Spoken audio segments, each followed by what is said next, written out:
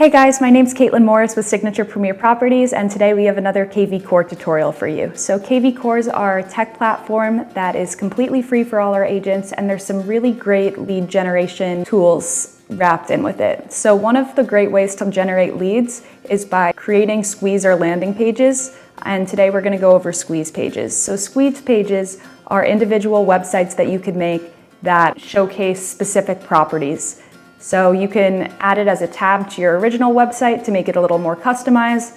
You can use these squeeze pages to blast on social media or run ads as a great way to generate leads, because the core of kvCORE's lead generation comes from your website. So how to make a squeeze page.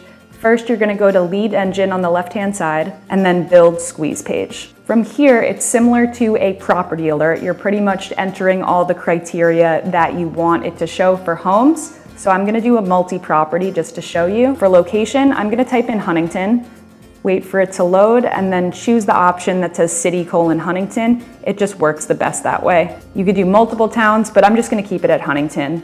Listing types, I'm going to put in single family, and then price range. You don't have to put a minimum, only a maximum. Let's say I want this squeeze page to be like, click here to find luxury homes in Huntington. So I'm going to do homes between $1 and $5 million, because who wouldn't want a luxury listing, right?